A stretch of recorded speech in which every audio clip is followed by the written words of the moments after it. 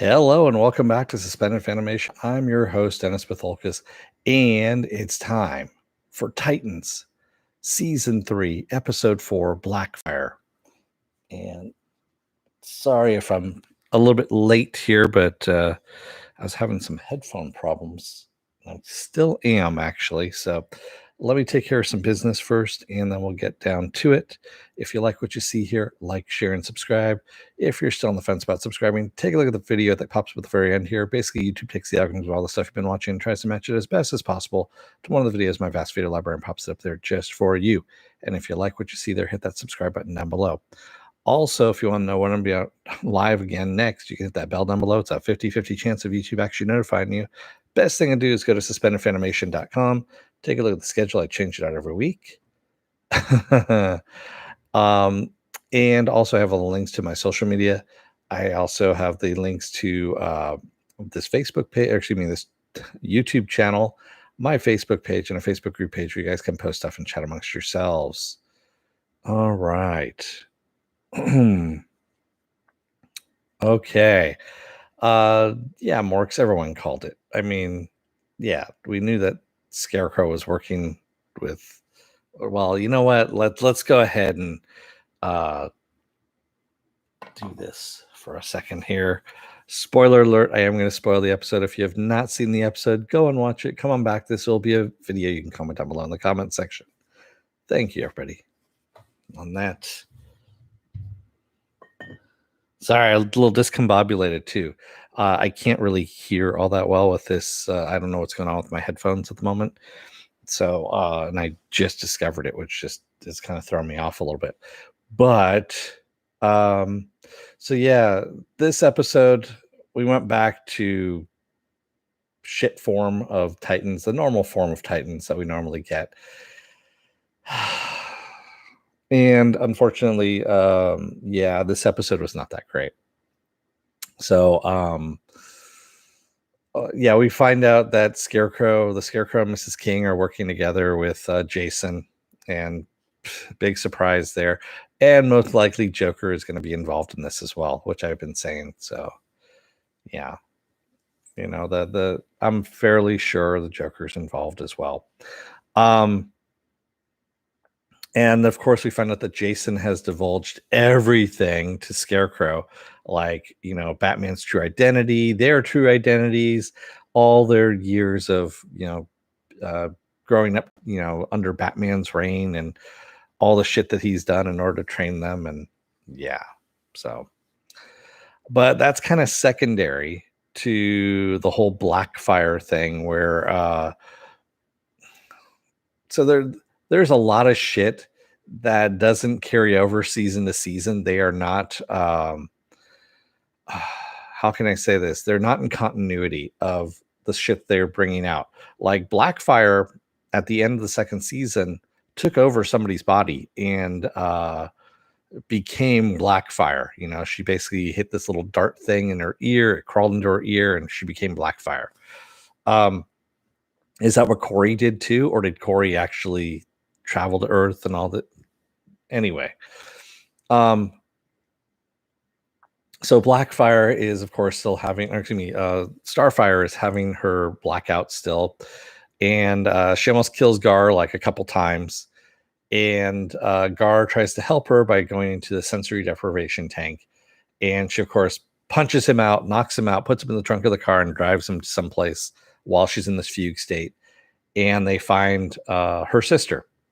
It looks like an Argus facility. I did see a logo that was up there, but they didn't name what the facility was. But I'm fairly sure it's an Argus facility. And it's being run by this guy named Dr. Kind, who he says that Blackfire is their only prisoner that they've got. And she's going to be there for the rest of her life. That is what's going to happen. So Starfire talks to Blackfire. Blackfire blames her for everything that's gone wrong in her life because, sure, why not? And says, you know what? If you weren't such a shitty sister, you would actually fight for me and get me out of here. And she decides to leave. She's like, yeah, fuck this. I'm going to leave. And then, of course, decides at the very end, no, I'm going to actually help out. And yeah. So maybe it's another subsidiary of Cadmus is what you're thinking, Mercenary. I don't think so. I saw the logo in the back there. It looked like Argus. So it's like one of the old logos of Argus, and I believe it's one of the Arrowverse logos of Argus, if I'm not mistaken. So they of course break Blackfire out, and I love Dr. Kine saying, "You know what? She's your problem now because the U.S. government's not going to go and hunt her down. We just don't have the resources, and we don't care. So she's your problem now." And Corey's like, "Yeah, sure. What else is new?"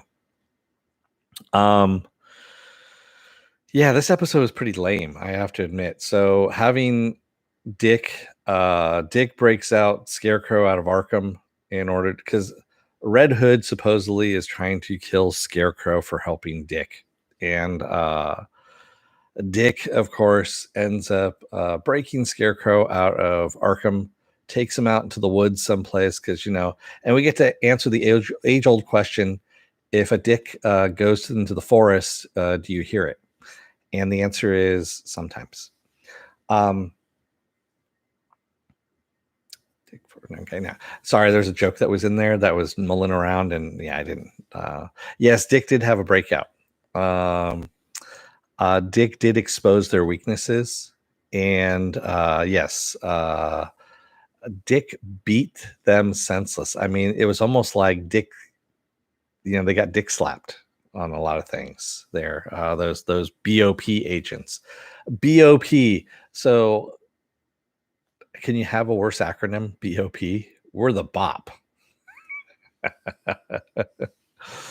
Oh, good lord. Yeah, this is just a shitty episode all the way around.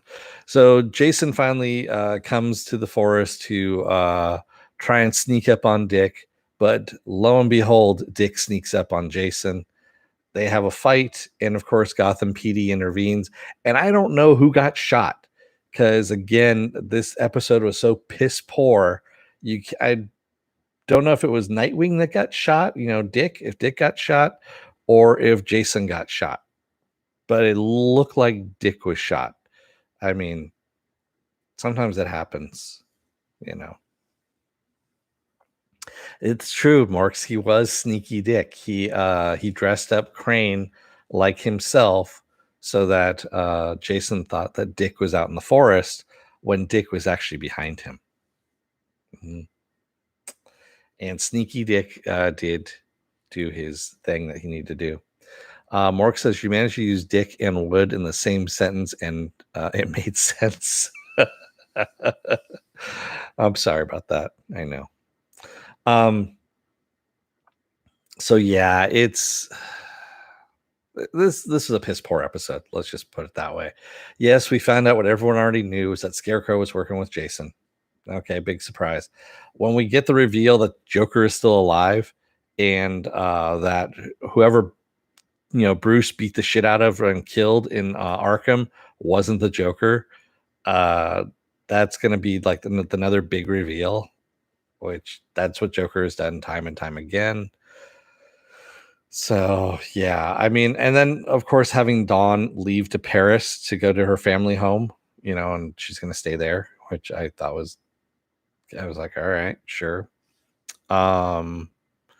Yeah, like I said, this was not a great episode. Superboy being a dick to Gar, and when Gar was just trying to help him. Gar is trying to help everybody. He was just fighting like, fuck you all suck, which is pretty much the case. Yeah. And no crypto. We didn't have any crypto this time around, too. Mercenary says that at least the end of the episode, Dick was left alone with no one else to play with except himself. That's true. Dick does end up alone quite a bit. And he usually, Scarecrow is out there. He ran into a force field and knocked himself out. So obviously, Dick should know where Scarecrow is. And because Dick is kind of everywhere. And he's got cameras everywhere too. Dick's quite the voyeur, He's got cameras everywhere, and Gotham PD just has some really shit equipment, as we found out too. I mean, they can't just maintain a fucking radio. just like a regular radio in order to call in. And yeah. So yeah, not a great episode. I was kind of disappointed, especially after that last episode that we had. The Hank and Dove episode 3 was, explosive to say the least. Um, yeah, I was blown away by it. I don't know about anybody else. But yeah. Yeah, don't go falling to pieces over these jokes. It just happens that way. Mercenary says there was a sibling parallel with Corey and Dick in their respective. Yeah, kind of, sort of. I mean, the whole thing with I'm sorry, I started laughing. I don't know about anybody else when Dick is recounting being alone in the woods and I shouldn't have been afraid of the wolf. The wolf should have been afraid of me. And I started laughing. I was like, no one's afraid of Dick. Come on. I mean, yeah. Dick's not Batman, that's for sure.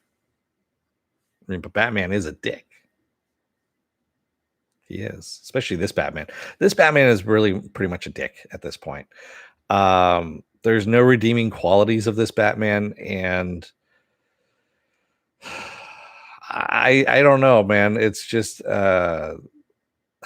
this series is kind of, yeah, it's kind of pissing me off in some ways, I have to admit. Especially the whole thing that they're doing with Batman. Luckily, they haven't delved into Superman. They haven't touched that. They haven't touched Wonder Woman either. Any of that. I'm just, yeah. Penn says you're being too hard on Dick. Sometimes. Although, yeah, no.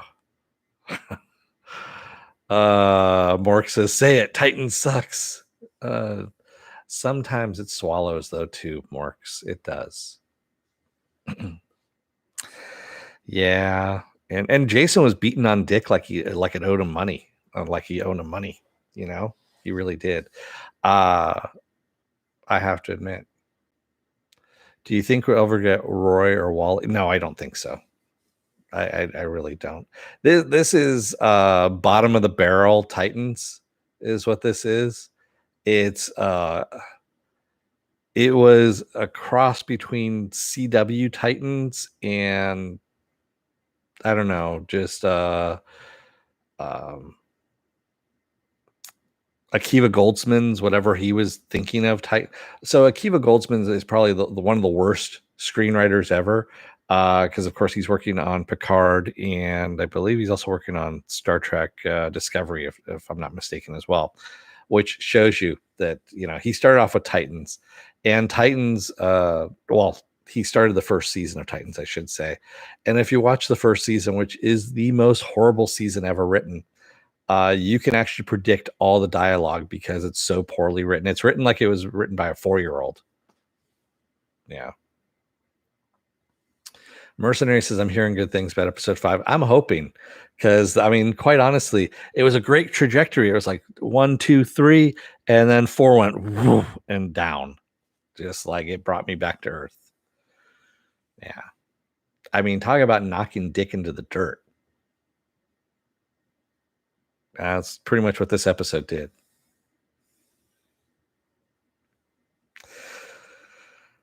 But it did offer up a lot of Dick jokes in this one. So I have to give it that much.